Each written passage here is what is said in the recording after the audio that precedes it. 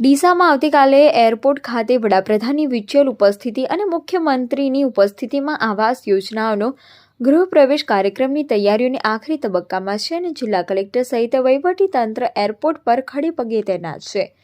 ડીસામાં airport ખાતે આવતીકાલે રાજ્ય કક્ષાનો આવાસ યોજનાનો ગૃહપ્રવેશ કાર્યક્રમનું આયોજન છે। વડાપ્રધાન નરેન્દ્ર મોદીની વિર્ચ્યુઅલ ઉપસ્થિતિ અને મુખ્યમંત્રી ભૂપેન્દ્ર પટેલની ઉપસ્થિતિમાં કાર્યક્રમ યોજાશે અને વડાપ્રધાનના વરદ હસ્તે ગુજરાતમાં 2993 કરોડ રૂપિયાના ખર્ચે બનેલ 1,31,454 આવાસનું ઈ-લોકાર્પણ અને ખાતમુહૂર્ત થશે।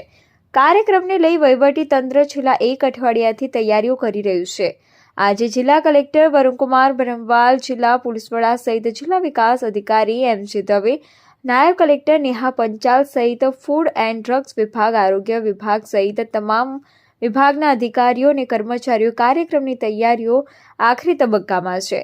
બનાસકાંઠા જિલ્લાના 14 તાલુકાઓમાંથી અંદાજિત 50,000થી પણ વધુ લોકોને લાવવા માટે એસટી બસોની વ્યવસ્થા તેમજ કાર્યક્રમમાં જમવા સહિતની વ્યવસ્થા ઊભી કરાઈ છે અને કાર્યક્રમમાં આવનાર લોકોને કોઈ જ પ્રકારની મુશ્કેલી ન પડે અને કાર્યક્રમ સફળ બને તે માટે હવે વહીવટીતંત્ર ખડે પગે રહીને તૈયારીઓને આખરી ઓપ આપવામાં આવી રહ્યો છે।